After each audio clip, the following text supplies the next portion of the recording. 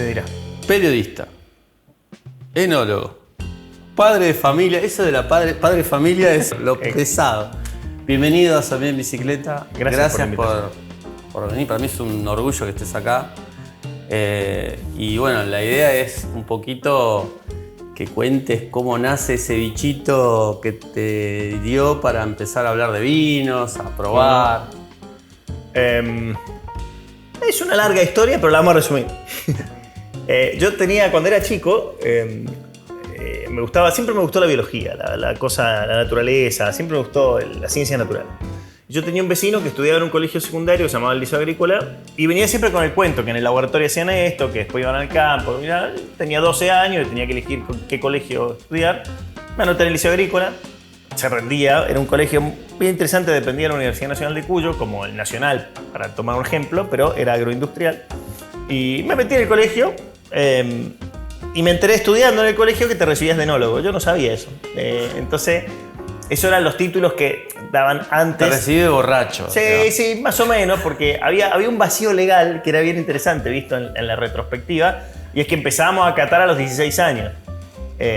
Y eso teóricamente en un colegio no se podría hacer. Pero era bueno, como contradictorio, ¿no? Era contradictorio, pero entonces arrancaba a partir del tercer año con mucha química y a partir del cuarto con química enológica y te metías en la enología y así descubrí el bichito del vino. Mis viejos no tomaban vino. ¿No te daban soda con No, vino con soda? ese cuento universal en mi casa no funcionó, funcionó a la inversa. ¿Pero no ibas a algún lugar y veías por lo menos algo? Siempre los asados, por ejemplo. Pero no te daba por probar. No era tema el vino, ¿me entendés? O sea, suponete que se comía un asado, se podía tomar un vino, pero no es que, che, los niños deberían probar vino porque en el futuro va... No, nada que ver, no era tema. Esto era Mendoza, ¿no? Y la cuestión es que yo me empecé a enganchar con el vino. Me empecé a enganchar desde el punto de vista técnico, me empecé a enganchar. ¿Recordás más o menos la época? Sí, yo me recibí en el 96 en el colegio, o sea, hace el año 94, ponele. Y me empecé a enganchar con el vino posta, me empecé a maravillar con la cantidad de fenómenos que yo tenía. Pensé que yo lo estaba estudiando de la parte técnica. Y como siempre he sido nerd, me metí de cabeza en el tema. Me leí todo lo que estaba disponible para leer, me puse mucho las pilas. Y lo que me sucedió es que en el Liceo Agrícola, vos para recibirte tenías que hacer una pasantía laboral. Y en ese entonces, una marca que sonaba para alguien que no sabía un pomo de vino, como era yo, era Navarro Correa. Y a mí me sonaba como una marca importante. Y dije, yo voy a hacer mis pasantías en Navarro Correa. Y mandé todos los pedidos, llevé los documentos, me aceptaron. La cuestión es que Navarro Correa en ese momento estaba en plena transición, la estaban vendiendo. Yo no tenía la menor idea en ese momento. Pero el enólogo, llamado Alfredo Despuz, era un crack. El tipo había estudiado con Émile Peinot en Francia, tenía una formación... Por eso la profesionalización del tema de los espumantes de Navarro, ¿no? Por ejemplo, tenía un poco que ver con eso y tenía que ver con otra parte de la historia que era la bodega Deutz, que también había sido sobre él. Pero lo importante es que este buen hombre pobre estaba en un momento de transición de la empresa, no le daban ni pelota. O sea, no podía tomar decisiones de compra, no podía tomar ninguna decisión y entonces se pasaba la tarde fumando en el laboratorio y ahí caí yo, digamos. Entonces encontré un pibe que tenía ganas, que era curioso y todos los días hacíamos el ejercicio. Ni bien llegaba a la bodega, me mandaba a trabajar en 4 o 5 tanques para que se era. ¿Vos eras pasante ahí? Yo era pasante. ¿Y te ganabas algo de guita? Nada, era gratis. ¿Y de qué vivía tu viejo? No, en ese entonces me bancaba mi viejo, yo tenía 18 años y él estaba terminando el secundario. Pero lo importante de ese episodio, de ese momento en la vida, es que este tal Despuz, que aparte era buen docente, se ocupó de despertarme muchas inquietudes por el vino. Muchas. Entonces me mandaba a laburar una pileta, me mandaba a hacer unos remontajes y después al mismo tiempo, al mediodía, después de comer, tipo 4 de la tarde, me llamaba al laboratorio y me pedía, traete el tonel el tanque tal, una muestra que yo las vamos a catar. O sea, arriba del escritorio del tipo, catábamos bocha de vino y en ese momento él se relajaba y empezaba a contar de su historia con Émile Peinot, cómo había estudiado en Francia. Tenía un interlocutor que además le daba atención, que era yo, y aprendí bocha con ese tipo. Entonces, ¿qué pasó? Yo empecé a llevarme esos vinos a mi casa para estudiar. Es buena esa, en el secundario te llevas los vinos para estudiar en tu casa. Es un solamente en esta rama. Solamente en este rubro. En este rubro. Entonces, mis padres se engancharon. Empezaron a tomar vino a partir de ahí. Y hoy que fue al revés. Claro, por eso te digo. Contagiaste a tu viejo, no tu viejo a vos. He convertido a mucha gente al vino, empezando por mis padres. Y siempre tuve muchas inquietudes intelectuales, digamos. Siempre me gustó leer, estudiar. La verdad que soy un nerd de... Bueno, pero tiene su fruto. Hoy parece que rinde fruto. Hoy sos un periodista. Hoy parece que rinde fruto. Hace muchos años pasabas casi por boludo, digamos. Pero no me importaba porque era mi espíritu. Yo siempre he sido eso. Entonces, cuando me recibí del secundario, yo no me veía a mí mismo trabajando en una bodega. No me imaginaba ese futuro. Porque aparte, había visto lo que pasaba en la industria y no me parecía que yo iba a ser un hombre de guardapolvo metido atrás de un laboratorio haciendo análisis o...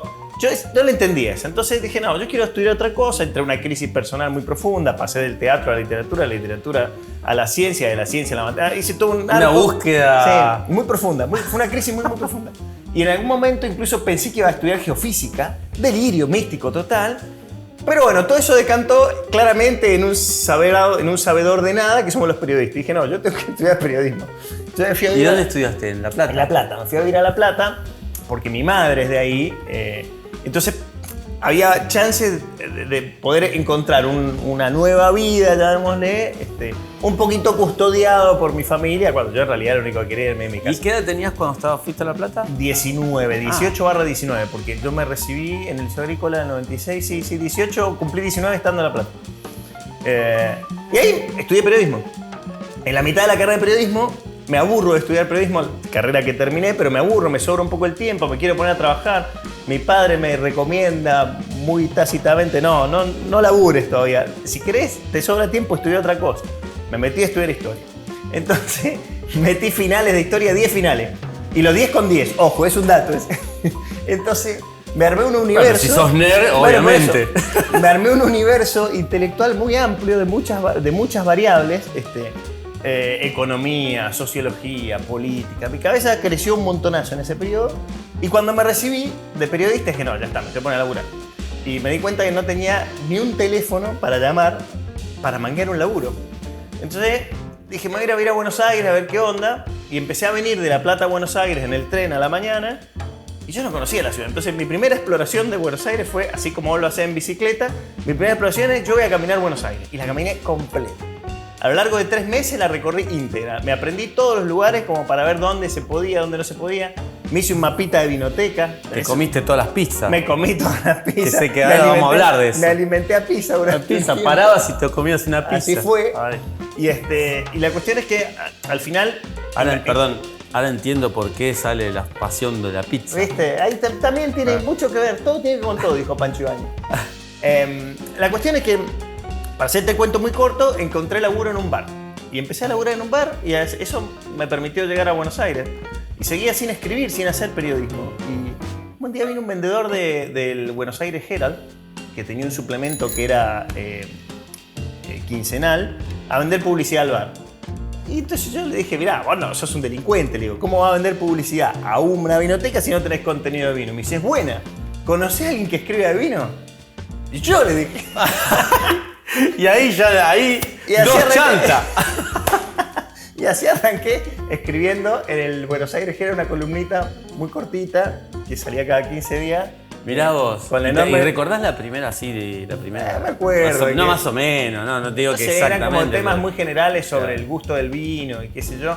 Yo en ese momento había reflotado el contenido de vinos, me había ido a Mendoza a hacer el curso del INTA, entonces me había vuelto a conectar con la degustación, empecé a hacer catas al público, me fui armando una serie de cursos. Ahora claramente el consumidor evolucionó muchísimo, notás, ¿no? No, una bocha, absolutamente. Hoy creo que el consumidor es un maestro para nosotros, incluso muchas veces en los viajes, gente que tiene posibilidad de viajar. Lo que creo es que... No sé si estás de acuerdo con esto que te digo. Estoy muy de acuerdo con lo que decís en diversos niveles de consumo.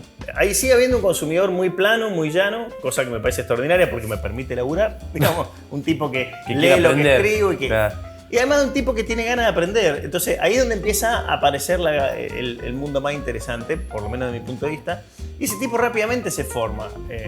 Y una vez que se forma aparecen boliches como estos que tienen especialidades, que te dan de tomar cosas especiales, que un día probaste este vino, otro día probaste este vino. Entonces bueno, cuando atás todos los cabos, lo que terminó pasando del año 2000 a la fecha es que efectivamente apareció una oferta muy distinta de vinos. Antes eran verticales construidos en torno a una marca y la marca era confiable. Aparecieron estilos nuevos, una gran amplitud de marca. Ahora creo que también hay mucho esto de que los enólogos permiten, o sea, las bodegas permiten que los enólogos sean su propio proyecto también, ¿no? Bueno, hay un poquito, no sé si todas las bodegas, pero la mayoría están permitiendo que pueda resurgir un poco. Es una realidad. Que a veces los vinos, viste, son los enólogos, Sí. ¿no? Hay algo, yo lo he pensado, estaba escribiendo esta mañana sobre ese tema, para un reporte que estoy haciendo para Estados Unidos, pero estaba escribiendo sobre esa idea de que hay un carácter creativo y emprendedor en Argentina que de alguna manera, imagino yo, se desprende de que este país es un quilombo. Entonces, tenés que estar siempre pensando cómo se resuelve, cómo sigue mi vida, porque hasta ayer tenías un buen salario, pero ahora la inflación te lo morfó. Y entonces, hay algo de ese chip que sí, uno se ríe, pero... es un garrón, pero es neurótico y al no. mismo tiempo te empuja a hacer cosas. Entonces, a los enólogos me imagino que les pasa más o menos lo mismo, que es ese chip creativo que tenemos para sobrevivir que los obliga en una tarea creativa como la de hacer vino a ensayar cosas. Y algunos de esos ensayos las bodegas no los quieren, esa es la realidad, pero son ensayos personales. Es como si yo escribo novelas, digamos, y no me las publica nadie, en algún momento me las voy a publicar. Bueno, es lo que termina pasando. Entonces el enólogo empieza a construir una marca, después termina negociando con la bodega porque si no se va, porque no consigue proyección profesional. Entonces, en un laburo o en un negocio donde lo que vos construís o tu capacidad de hacer vino es el sello personal de muchas cosas, y el enólogo rápidamente o abre una puerta o desarrolla un proyecto. ¿Y cómo ves ahora la Argentina de acá? Porque claramente Argentina evolucionó muchísimo en materia de calidad, de esto de innovación. ¿Cómo ves de acá a, no sé, 10 años? O sea, ¿ves una proyección, por ejemplo, con los blancos, que sé que tuviste con... Yo creo que hay algo que está pasando. ¿Notás una diferencia en los blancos que se están haciendo, no? Desde ya. Hay como 3 periodos importantes, imagino yo, o he logrado sistematizar. Llamémosle así el periodo 2000 a la fecha, o 2000 al 2012, 2015, que es un periodo de exploración de estilos de tintos. Porque en ese momento la Argentina estaba exportando, lo que exportaba era fundamentalmente vinos tintos, Malbec. Entonces eso abrió el juego. Se duplicó la cantidad de hectáreas de Malbec, por lo tanto aparecieron nuevos terruños, por lo tanto aparecieron nuevas preguntas, aparecieron distintas formas de elaborar. Todo ese ejercicio sobre los tintos no tuvo casi repercusión sobre los blancos.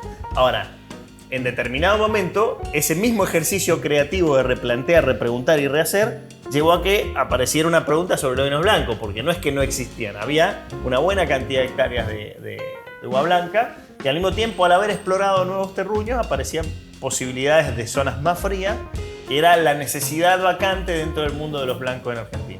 Entonces aparecieron plantaciones de Chardonnay. No, tremendo en Patagonia incluso. Bueno, y es lo que tenés. Entonces todo ese segundo periodo decanta en un proceso de exploración de blancos, que es el tercer punto donde estamos hoy, que definitivamente la amplitud estilística es muy notable.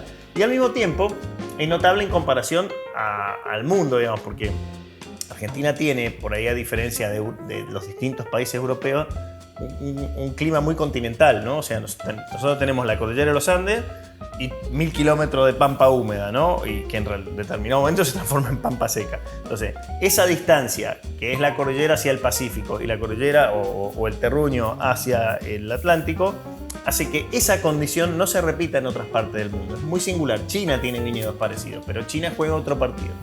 Entonces, si vos querés elaborar blancos que tengan buena madurez, como pasa con el Chardonnay, en zonas solares, como Mendoza o el Pedemonte, pero al mismo tiempo en climas fríos, esa condición no existe. Entonces, desarrollar ese estilo de un vino que tenga opulencia en términos de carácter y que al mismo tiempo tenga madurez aromática, pero frescura y tensión, no lo va a encontrar en otra parte del mundo. Entonces ahí hay una beta que me parece Argentina puede explorar y que es donde imagino que tiene chances para el próximo Pero bueno, más allá de que tenemos grandes bodegas que apuestan a esto. Sí, por supuesto, es interesante. Pregunta. Sí. Una anécdota que tengas, que recuerdes, Sí. así que digas que me pasó esto y digo... ¿Vestido o desnudo la anécdota? Como quieras. Está bien, es otro campo. ¿Consciente o inconsciente?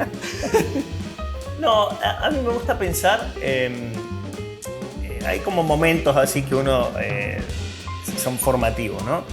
Hace muchos años te vas dando cuenta de estas cosas. Hace muchos años me pasó lo siguiente. Iba a Mendoza. Uno se va poniendo viejo. Sí, por eso, ya empezás a hablar de hace muchos años. Debe haber sido el año 2014, por ahí. Yo con Vigil no tenía relación más que por WhatsApp y qué sé yo, algún mail. Entonces un buen día le escribo, le digo, che, voy a estar en Mendoza. Y dice, venite, vamos a probar vino. Es re loco.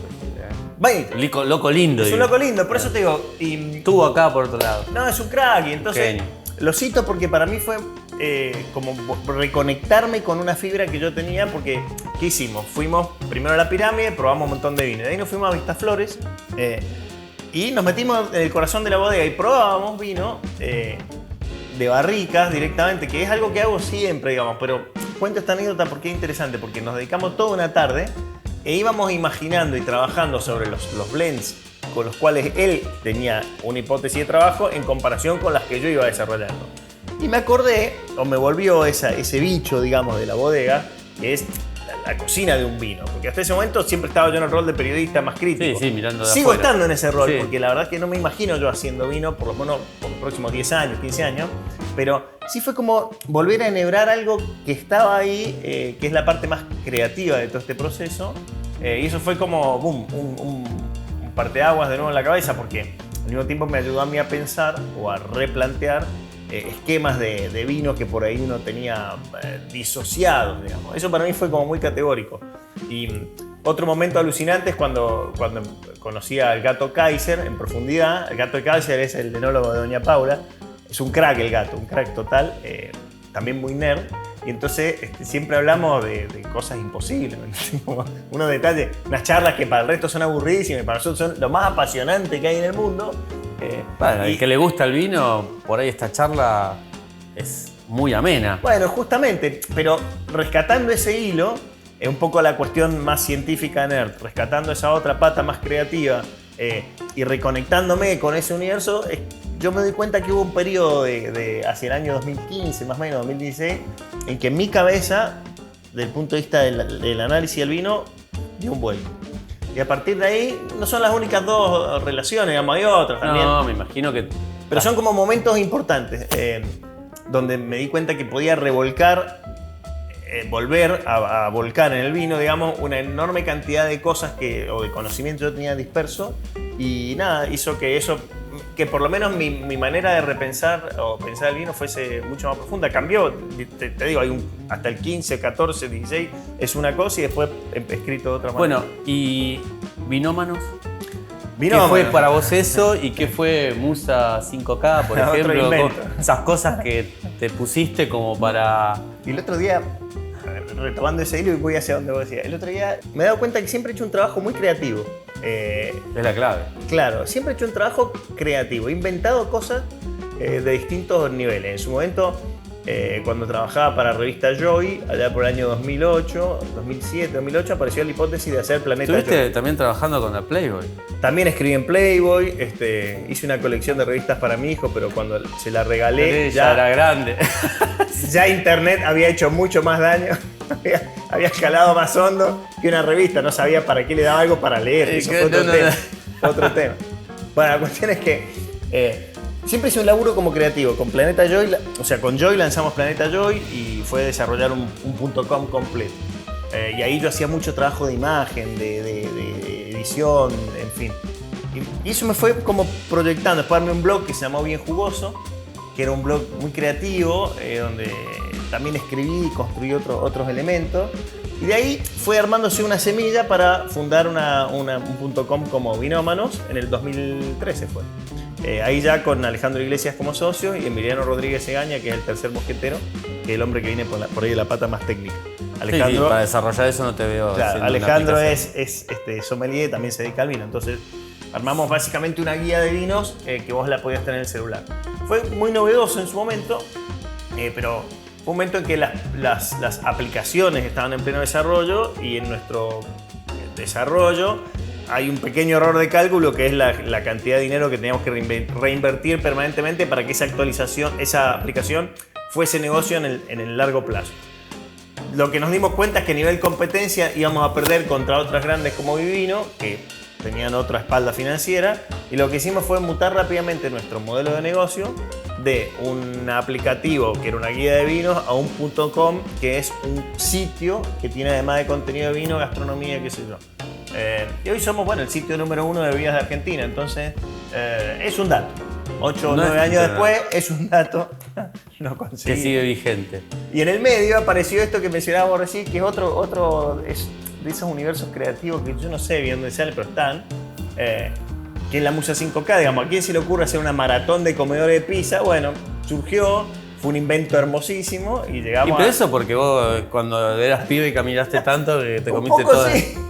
Rememoraste Un poco esas, sí. esas pi- Y si tenés que elegir una porción de pizza, una. Ya sé que The one van a and decir, only. no, voy a dejar una. No, The pará, one and only. una. Y ¿Cuál elegís? Yo tengo la mía, obvio. A Guerrín vuelvo cada Guerrín, tanto, sí. ah. Sí, esa sí, ahí vuelvo. Me gusta el ping A mí las pong, me gustan cuartetas. todas, cuartetas desde ya. Pero si Ah, hay una a la cuarteta. Ahí va, mi amor. si hay una a la que vengo cada tanto o revisito es Guerrín, me queda cerca de la oficina.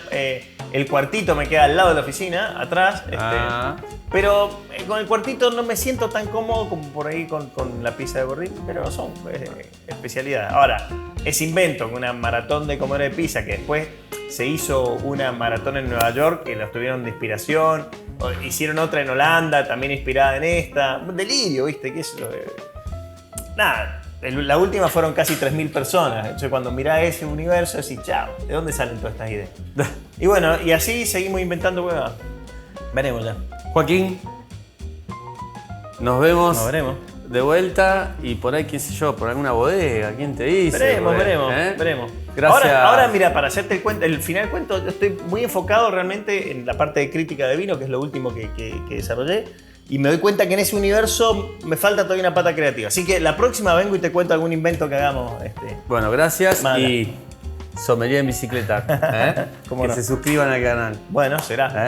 Ahora me voy a suscribir porque no estoy ¿Cómo suscrito. estás No, suscrito? estoy suscrito. Papelón, Oh. papelón. Gracias.